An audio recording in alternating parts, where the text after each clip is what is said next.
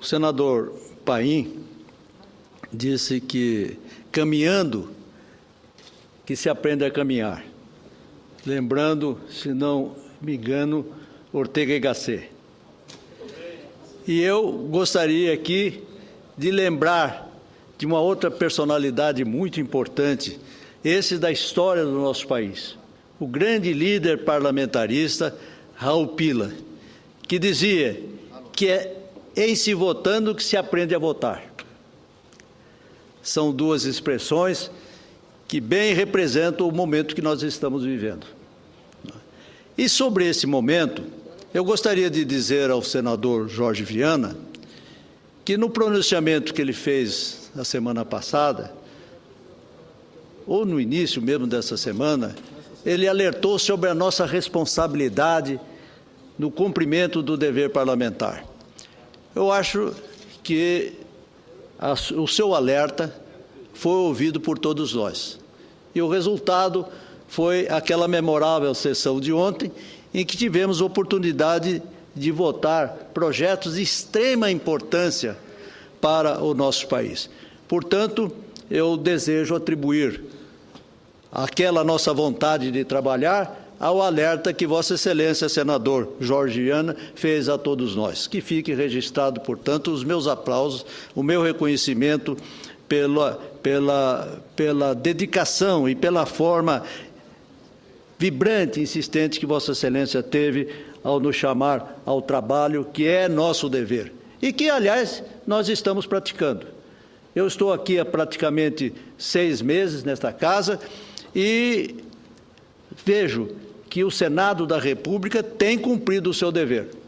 Às vezes a imprensa não tem reconhecido isso, mas dentro dos trâmites regimentais, as matérias que foram apreciadas aqui são de relevância para o país e o trabalho dos senadores, indistintamente, merecem o destaque e o respeito dos cidadãos brasileiros. Mas, senhor presidente, eu desejo agora me manifestar sobre a atualidade, sobre os acontecimentos atuais.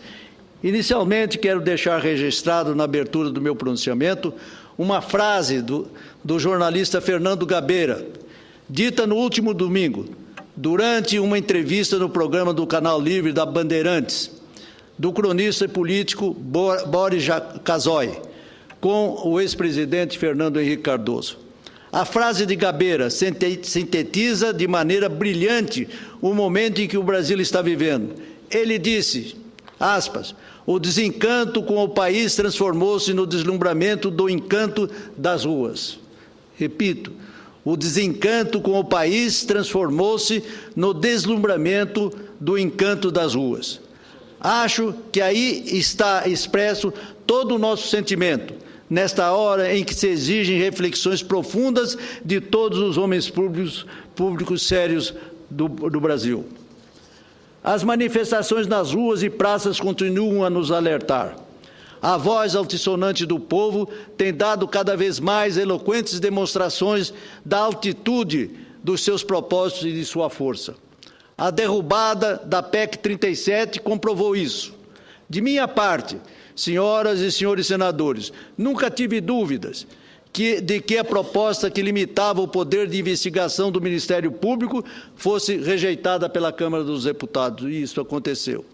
Não só pelo rumor que vinha de vozes abalizadas, como pelo sentimento popular. Foi um gigantesco passo que o Legislativo deu, e estou convicto de que outras medidas serão tomadas ao encontro das manifestações democráticas, que a todo instante ecoam por nosso imenso país. Agora, o poder central, diante da revolta cívica das ruas, quer se eximir da sua inarredável responsabilidade. O governo federal faz uma política diversionista, querendo transferir a responsabilidade da crise política para o Congresso Nacional. O povo reclama de uma coisa e o governo tenta mudar de assunto. O debate tem outro cerne. Os exemplos disso são o processo inflacionário que leva a carestia aos lares, o aviltamento ético e moral que deságua na corrupção desenfreada, a segurança pública precária, que não pode ficar só nas costas dos estados, pois é também um problema da União. a quebra do sistema federativo que se acentua, pois quando a União concede benesses a certo setor da atividade econômica, diminui índices tributários, com reflexo imediato nas finanças dos municípios brasileiros, que já sobrecarregados de responsabilidades para atender à saúde e à educação, ficam sem condições para atender outras necessidades básicas de seus munícipes. E por aí vai. Atitudes ou falta delas por parte do Executivo Federal prejudicam a vida do cidadão nas cidades. Um dos caminhos a trilhar para responder rapidamente aos anseios populares pode ser, repito, pode ser o das reformas no campo político eleitoral. Isso porque mudanças são necessárias nesse momento, em que a população manifesta claramente sua insatisfação e descrédito com os partidos, a classe política, a nossa classe e as instituições da República. Mas, em uma democracia como a nossa, o Instituto da Representatividade é imprescindível e precisamos trabalhar arduamente para preservá-lo. Com muito prazer, ouço o eminente senador Paulo Paim. Senador Rubem Figueirão, quinta-feira à tarde, tenho certeza que o senador Jorge Viana dará um tempo maior para que a gente possa dialogar. Eu quero iniciar esse aparte rápido pelo início do seu pronunciamento, mas pegando uma frase que eu vi ontem na TV, não de nenhum historiador, nenhum filósofo, do Felipão, o nosso treinador aí, vitorioso da seleção, quando perguntado de quem era o mérito daquela vitória, ele disse da torcida do nosso povo. É essa torcida que tem ocupado os estádios, ficado ao lado do nosso time, e nós caminhamos, sim, pelo meu entendimento, acredito muito na equipe do Felipão para ser campeão dessa Copa e, oxalá, campeão do mundo em 2014. Mas quero pegar agora aí a sua fala quando entra na reforma política, tão falada por todos nós.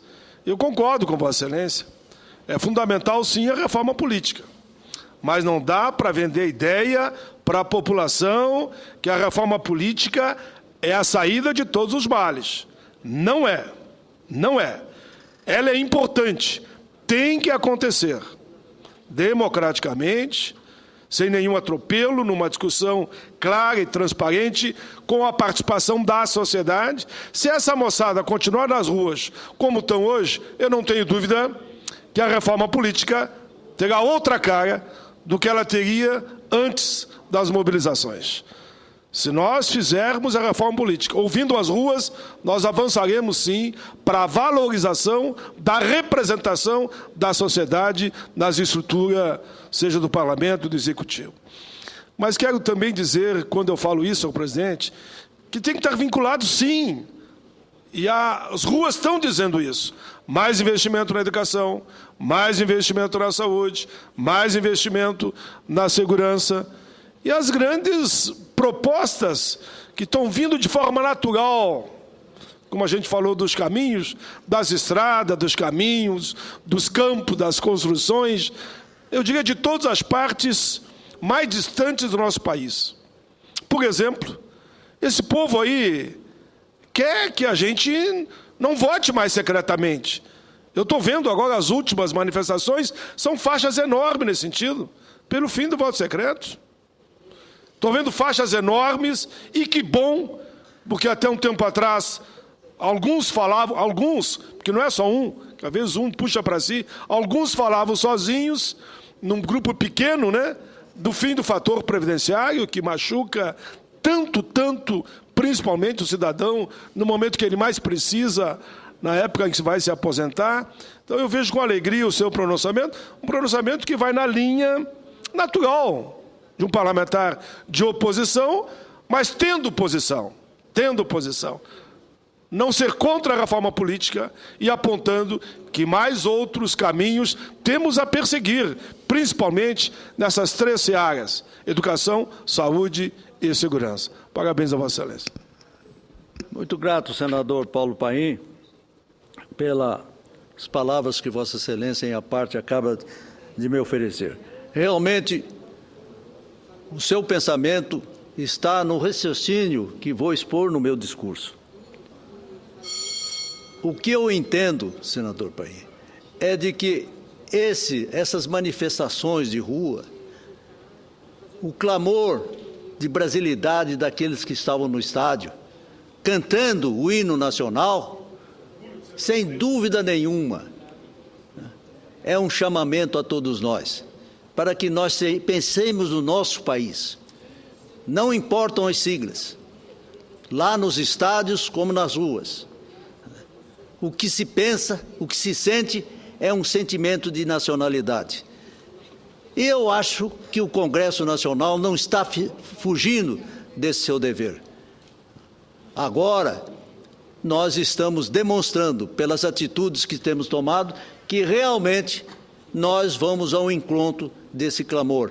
Esse clamor que parte de todos os recantos do nosso país. Eu agradeço sinceramente as manifestações de Vossa Excelência, que, repito, vem reforçar o meu raciocínio nesse discurso modesto que estou prestando a Vossas Excelências e à nação. Com muito prazer, senadora Vanessa Graziotin, a senhora, com a sua simpatia, sempre nos encanta a todos. Muito obrigada. Eu sinceramente quero registrar as suas palavras no meu discurso. Eu agradeço a Vossa Excelência, ao nosso presidente Jorge, que está, como disse o senador Paim, nos permitindo travar esse debate, e que é algo muito importante. Primeiro, eu quero cumprimentá-lo pelo pronunciamento, dizer que daqui a alguns instantes irei também eu à tribuna para falar exatamente na linha que Vossa Excelência fala. Então, eu acho que de tudo isso que acontece no país, senador Figueiró, algo tem de extremamente positivo.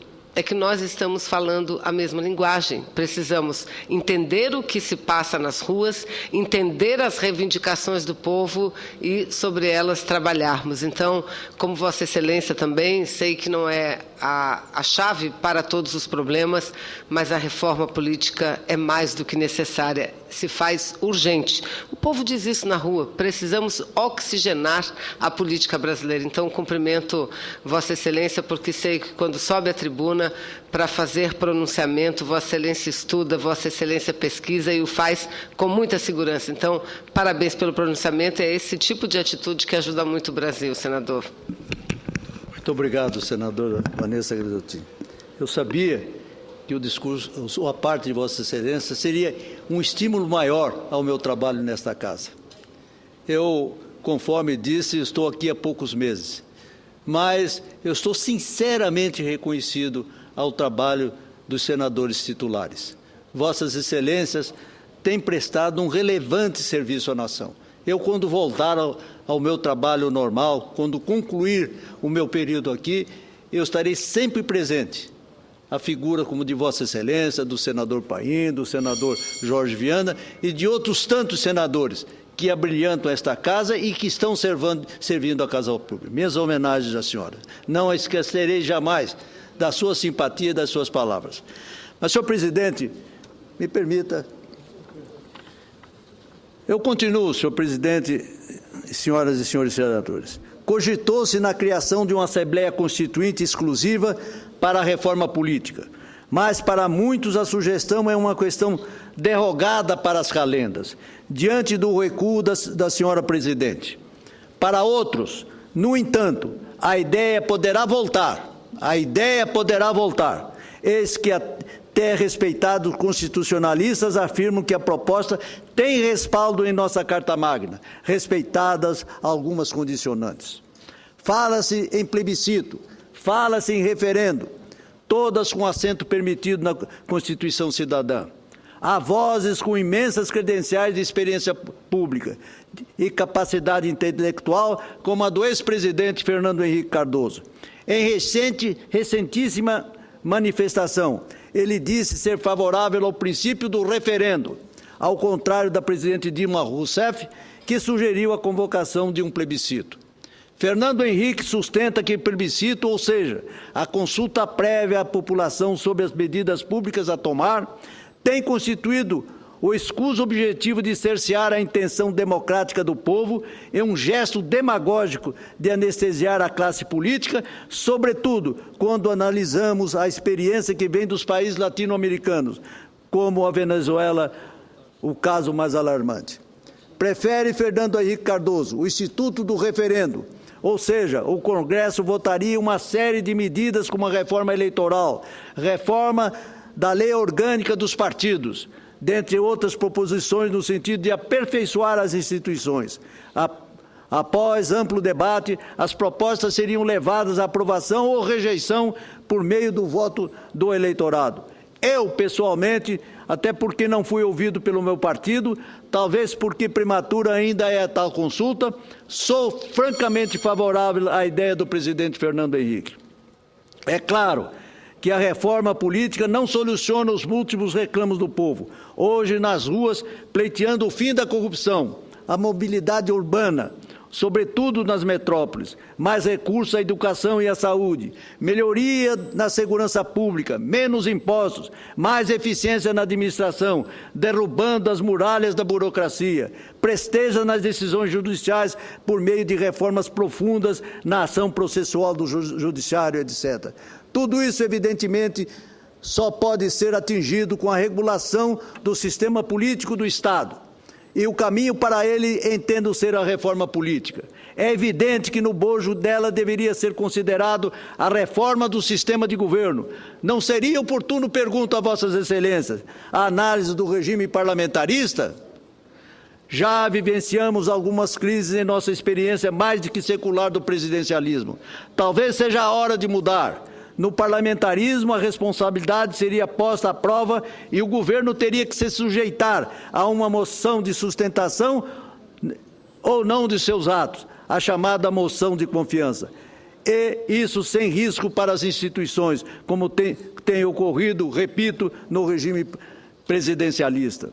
Claro, nesta reforma política, que ora se propõe a questões de disciplina eleitoral, voto distrital, visto ou não, permanência do voto de legenda proporcional, financiamento público ou privado das eleições, melhor regulação do funcionamento das casas legislativas, sobretudo de maior rigor e prazo na apreciação de matérias velhas submetidas, entre inúmeros outros itens fundamentais nesses tempos de protesto e de demonstração de que a passividade não está na nova geração. Senhor Presidente, estamos todos extremamente preocupados com o que ocorre fora deste plenário. A classe política está na mira dos observadores que vêm das ruas. Não há como ocultar isso. Vivemos uma crise ética, econômica e, mais grave, de representatividade. E concluo, senhor presidente. No entanto, não creio que soluções radicais, mesmo que vindas da natural exacerbação que impulsiona um certo setor popular, certo clamor popular, devam chegar ao ponto de levar a tomadas de decisões que possam quebrar as prerrogativas maiores da instituição parlamentar. Senhor presidente, renovo mais uma vez os meus agradecimentos a Vossa Excelência, que tem sido tão generoso em me permitir extravasar o tempo regimentar em meus pronunciamentos. Isso demonstra, sem dúvida nenhuma, o seu alto espírito democrático e que eu, para isso, rendo as minhas homenagens. Muito obrigado, Excelência.